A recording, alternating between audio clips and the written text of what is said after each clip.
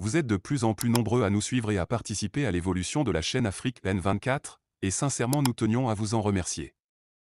Nous lisons tous vos commentaires qui enrichissent le débat et vraiment nous vous demandons de nous soutenir, en aimant les vidéos pour une large diffusion, et pour continuer à avoir une ligne éditoriale indépendante, et vous proposer de nouvelles émissions toujours de plus en plus enrichissantes. Ne restons pas passifs, soyons actifs. Merci et à bientôt. Ce message urgent te concerne. Dans les grandes crises de l'histoire, on imagine toujours que tout bascule d'un seul coup. Une dictature, un coup d'État, un drapeau qui tombe, des bottes qui claquent.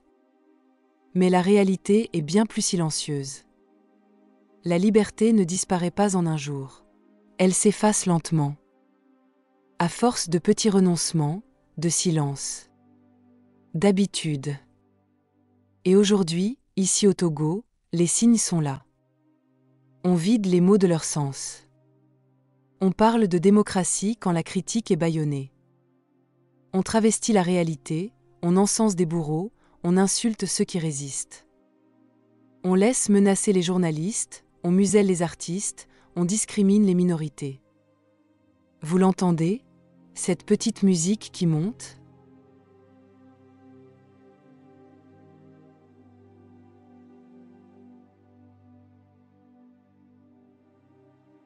Ce n'est pas une douce mélodie. C'est la sonnette d'alarme. Et elle hurle. Nous sommes à ce moment charnière.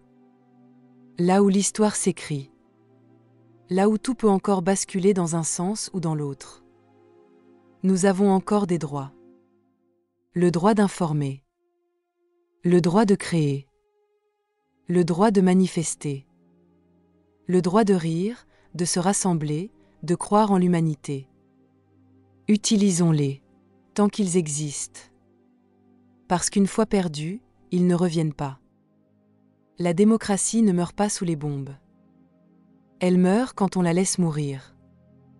Alors arrêtons de nous demander de quel côté nous aurions été dans le passé. Et choisissons, ici et maintenant, de quel côté nous voulons être aujourd'hui. Pour notre liberté. Pour notre avenir.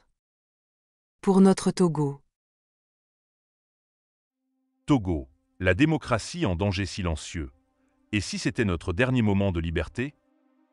Tout peuple qui s'endort en liberté se réveillera en servitude. Cette phrase attribuée au philosophe Alain résonne aujourd'hui comme un avertissement glaçant.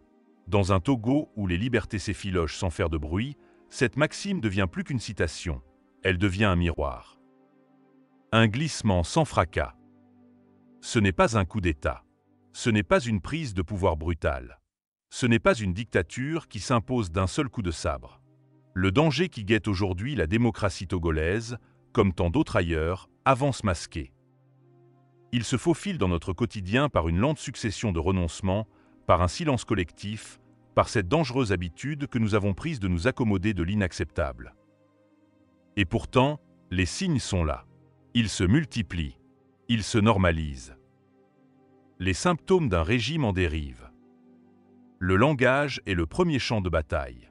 Quand des mots sont vidés de leur sens, comme démocratie, paix, justice, réconciliation, ils deviennent des coquilles vides, utilisées pour justifier l'injustifiable. On nous parle d'élections libres quand les opposants sont bâillonnés, de dialogue inclusif quand les véritables voix dissidentes sont exclues.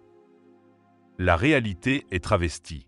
À la télévision nationale, la croissance est toujours au rendez-vous, le peuple toujours en fête, l'opposition toujours divisée. Sur les réseaux sociaux, les voix critiques sont traquées, signalées, parfois emprisonnées. Des journalistes sont menacés, des artistes censurés, des avocats harcelés. Les minorités, les militants, les femmes en lutte, les jeunes qui rêvent de changement, tous deviennent des cibles. Lentement, mais sûrement. Une normalisation de l'inacceptable.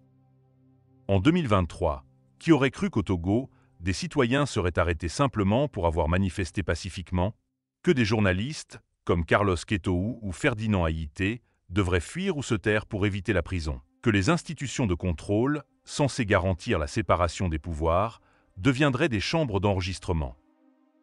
Et pourtant, cela s'est produit. Pas en une nuit. Mais jour après jour, crise après crise, sous prétexte de sécurité, de stabilité, d'intérêt supérieur de la nation. Le piège de l'inaction. Ce qui rend cette dérive encore plus dangereuse, c'est notre passivité.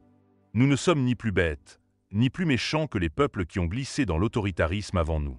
Mais nous sommes fatigués, résignés ou distraits. Et pendant que nous débattons sur WhatsApp de la dernière rumeur ou du prochain match, la démocratie, elle, s'éteint doucement.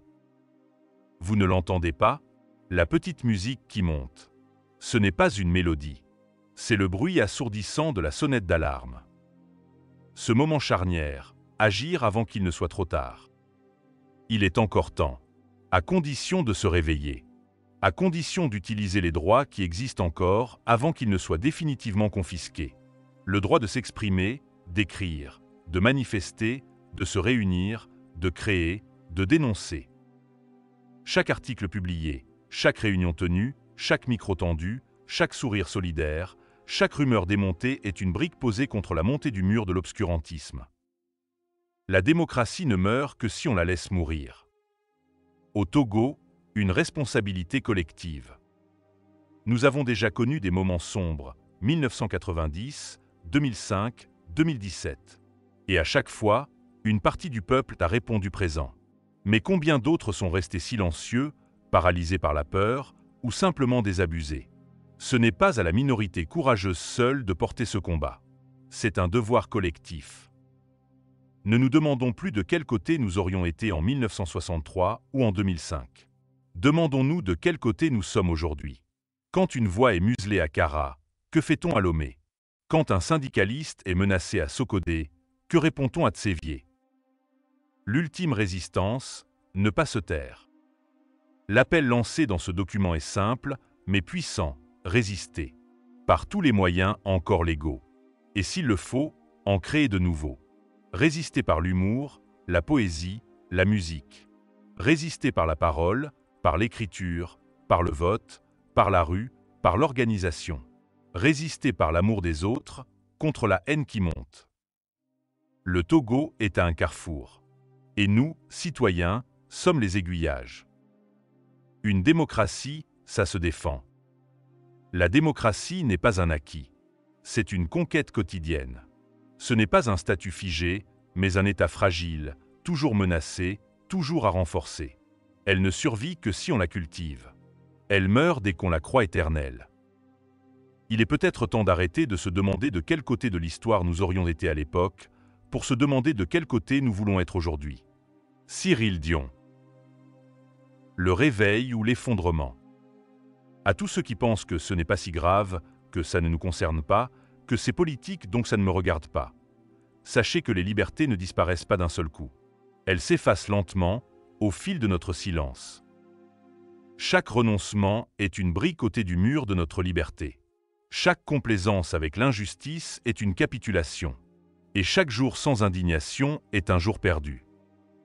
Alors, aujourd'hui, ici, maintenant, faisons du bruit. Beaucoup de bruit.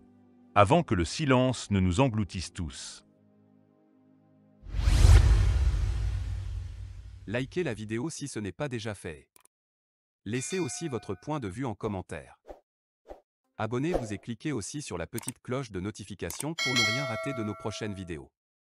N'oubliez pas de partager aussi la vidéo et de la liker.